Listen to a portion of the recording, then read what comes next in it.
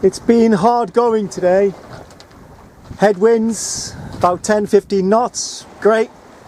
But the seas have been pretty choppy and terrible. They've calmed down a bit now. But in reality, I've done about 50 miles, but I've only actually made 14 miles headway. 14 miles in 8 hours. And so I've got another 14 to 16 miles to try and get around Cabo De Gata, the headland over there. I don't know if you can see it, but that's probably going to take me until tomorrow morning because I'm having to tack quite a lot, and also have to watch out for the shipping. And there you go. That's I suppose sailing is one of the only places or things that you go where you don't want to go to get to where you need to go, if you know what I mean. Because I never seem to be going in the right direction. I never seem to go in the right direction. But eventually you get there, well, hopefully. So, today's going to be another long night. I still feel bad about that guy's boat. You know, I feel bad about it. I keep thinking, what could I have done differently? And, well, I couldn't have done anything. Ask somebody to help me, but, you know. What can I do? You know, anyway. I probably won't be in touch until tomorrow because I need to try and get past this. But I mean, I'm doing 2 knots in total. I'm actually moving 4, but I'm only doing about 2. So we'll see. Anyway, chin up. See you in the morning. I think you can see Cabo De Gata and the coastline there.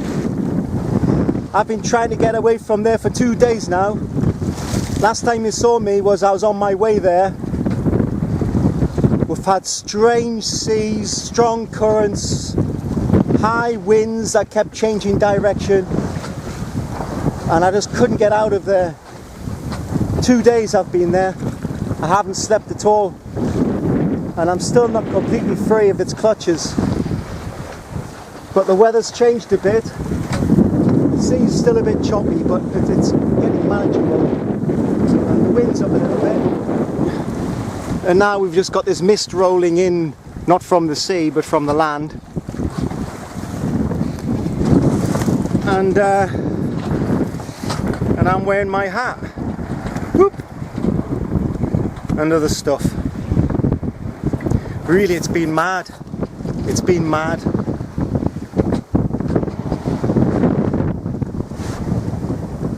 You probably can't see me very well because I'm in the shade, but it's just too hot. I can't take my hands off the tiller because the sea is just strange. Every time I leave Carissa, she just turns around. Really weird. Yeah, I know I look strange. Anyway, this morning I was so tired that I actually forgot what I was doing here.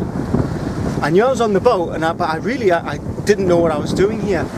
And then when I realised what I was doing here, which was trying to get to Mallorca, then I had to think about, well, how do I actually do that? I'd forgotten how to do anything. I still haven't had any sleep, but I've had a few of them cups of coffee, the sweet milk stuff, and I've had some food, and that's helped.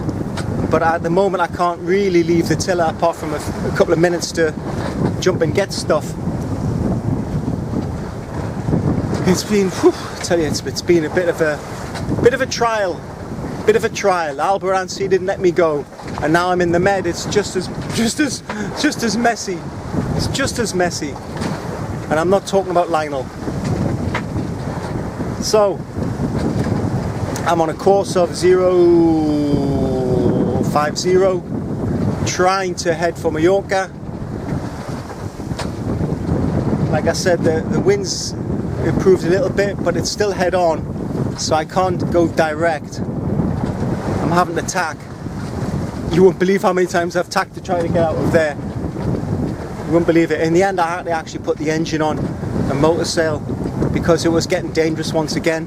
I was in between the rocks and the ship separation scheme thing, It's just mad. And I'm glad I'm finished with them ship separation schemes, the TSSs, because you either have to go around them, which I prefer, which could take you 50 miles, 60 miles off your way, or you have to go in them, which means you go in between them and the rocks, which I did this time. Utter madness. Utter madness. They should put them somewhere further out, in my humble opinion. Anyway, best get back to work. Speak soon. Red sky in the morning. Sailor's warning. Well, I wish it had warned me last night, because it's been another disaster. 3 nights in a row now. You know, the last video I sent, I just gotten out of Cabo De Gata. Well, still there, because I had to go along the coast, and the sea was okay, wind was okay, I had a good sail, and then what happened? Oh, that's a surprise. Winds died. Current became strong, and I couldn't escape the little bay here, and here's rocks everywhere. And this little bit of water, I've been stuck here for almost 2 days trying to get out. And make matters worse, the saviour, the engine wouldn't start. And I've been trying everything to try and get it started, but nothing. And well, look at the mess I've got here. Well, it's a bit upside down. There's the engine. Couldn't wash the dishes. And I even got out the oar. That was the last desperate measure this morning. Helped a little bit, but not so much. It needs to be extended. What a mess. What a mess. Anyway, let's hope that this little bit of wind I've got now can get me out of here. I'm tired of dodging everything, and we'll see. See you soon.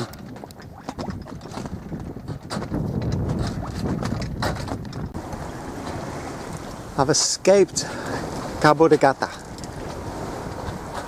but a price is paid. I am it's been difficult. How many days? 3 nights, 3.5 nights. Yeah, 3 nights no sleep. Once again, yes, last night I thought my number was up. You know, because I've gotten used to like the engine being able to save me. When everything was falling apart, you know, the wind had stopped, everything had stopped, and all the ships were starting to come. I thought, well, at least I've got, you know, this secret weapon, the Saab, but it didn't start. And I tried, God knows how many times, and it wasn't going to start. So that's when I started to panic. I just didn't know what to do. I got out the oar, but one oar's not really good enough. I stuck it out the back and tried to do it like that, but it's not long enough. And then I reverted to the one that saved my life the first time, when all eons ago in the Irish Sea, the Genoa. So what I do is I hold the Genoa sheet in one hand, and I hold the tiller in the other, and I play with the Genoa. I keep pulling it, and like wafting air, and it actually works. It well, you know, it moves it. It moves it. Sorry, I'm just having to watch out for ships. But you know, doing all that all night, weaving in and out of ships. And especially the way the sea was, if you did a little bit wrong, whoop, Crucia would do a 180. And so I spent most of my night going around in circles, dodging ships. And there was one, it was the first one. it was the first time that I needed to start the engine, I thought, and I couldn't get the engine started. And of course I was down there for a while, and I came back up, and what did I see? Big white light and a red and a green coming towards me. That's when I jumped on and got the, you know, and once again, it saved me. So at the moment today's okay. Forecast was no wind and sunny. So far we've had wind and there's been a bit of a thunderstorm going on, but luckily it's missed us at the moment. If I can stay on this course, it's 280 miles to Mallorca, but I don't think I'd be able to stay on this course. But wishful thinking. I keep falling into this trap of like time scales and all of that, and it doesn't work.